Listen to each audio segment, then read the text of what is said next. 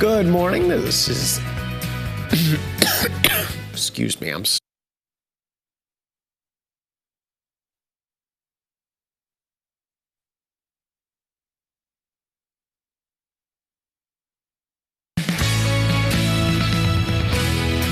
Good morning. This is Cal Land on the Go with all you need to know in news and weather as you start your day.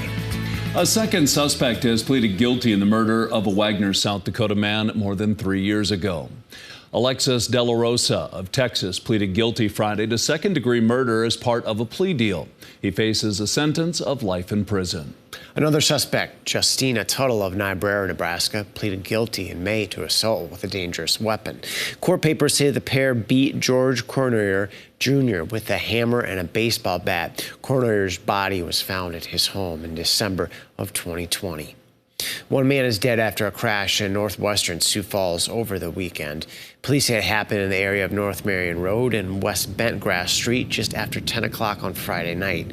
Crews arriving on scene found a man with life-threatening injuries. He was taken to a local hospital where he later died. During the investigation, police learned that a vehicle had struck the man as he was crossing the road.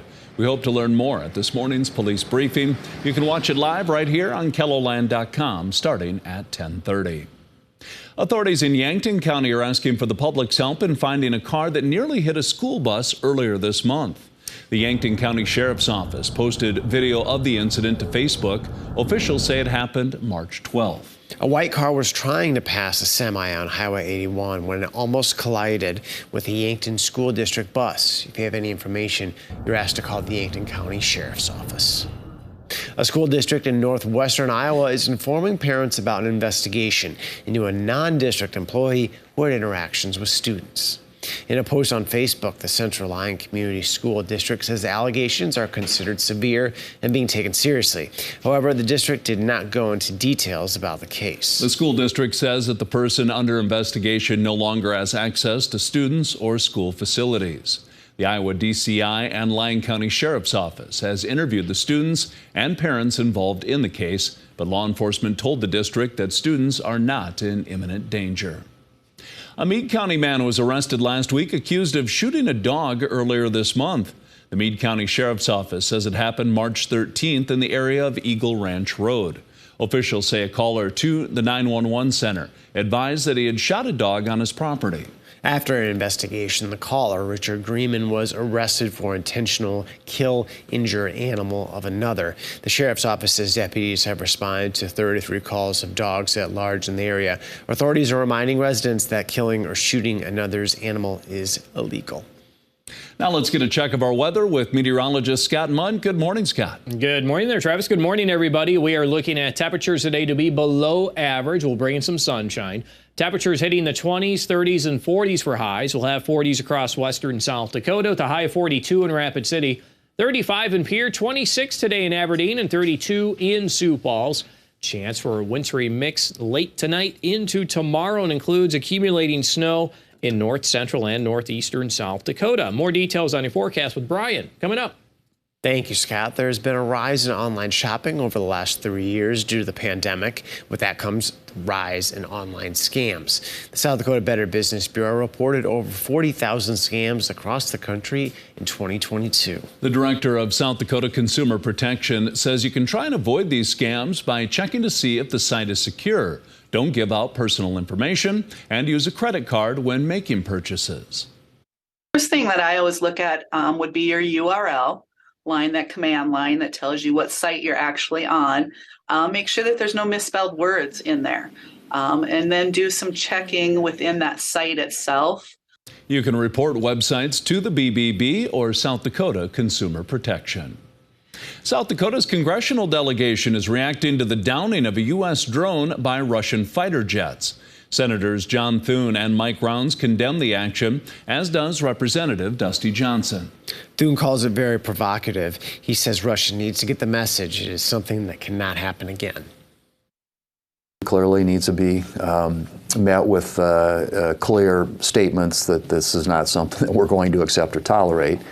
There's a lot of concern about what information they might gather from the drone. I'm confident that our, national security officials have sort of wiped the software clean, and they're in several thousand feet of water out there, so I don't think they're going to have a lot of success in recovering anything that's of any value. To hear from Thune and Johnson about why they believe supporting Ukraine is what's best for our national security, check out this story right here on KELLOLAND.com.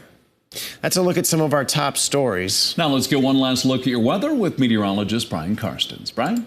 All right, weather it is. We're looking at some cooler winds today out of the northeast. That's cutting the temperatures down from what we had yesterday. But overall, at least if we can say that the weather's dry, we don't have any major road problems, that's better. And we'll take what we can get. Now, we do have a system on the move tomorrow. This is going to first appear the far southwest, where temperatures today will be in the low 40s.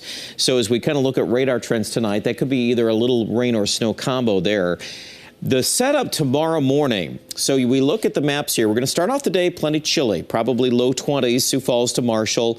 The thinking is we're going to start to saturate things late tonight in the southeast, and that could yield some light patches of either light freezing drizzle or light freezing rain. That's another thing that we can think about. I know that's not a fun subject, but I just feel at this point with the depth of the snow and a northeast wind, we're going to be well below freezing. So whatever pops up on radar and makes it to the ground, it's going to be in the form of something frozen there, at least to start the day. Now there's some snow going on out there in western South Dakota.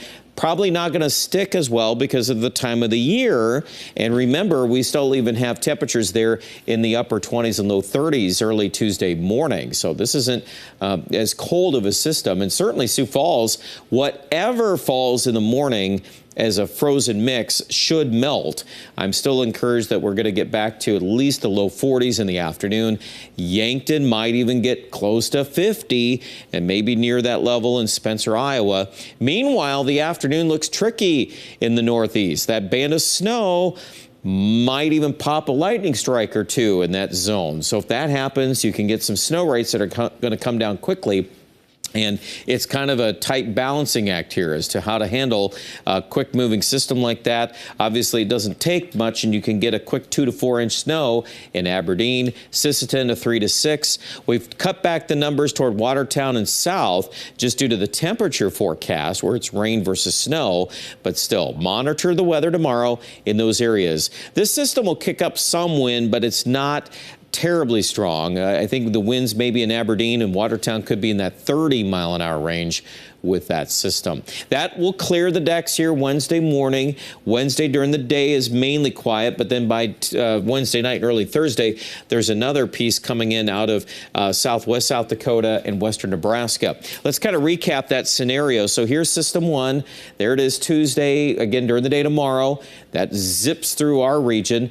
Then I will pull the camera back and look back toward Nebraska. See, we got a new low there, and that could still go farther north. There's debate on where that storm track is, but those kind of things in mid to late March can produce some fairly quick hits of snow. So we're still opening the door to that possibility. If that happens, we'll be on top of that. Okay, with those items said, let's talk about the forecast. Can we find some spring weather? I know that's the big question, isn't it? We got to get somewhere here on this 7-day. And well, a lot of days, that Wednesday, Thursday period still below normal. Friday and Saturday represents an opportunity to see some near normal weather. 50 on Saturday would be a definite victory.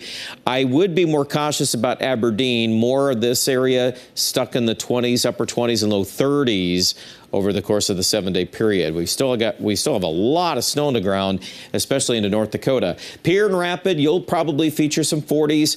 In fact, I would even say for Rapid City, there's some chances we may up that Friday, Saturday forecast. So keep in mind, though, there's still that wintry mix tomorrow and another chance there Wednesday into Thursday. More coverage with this weather outlook online at KELLOLAND.com.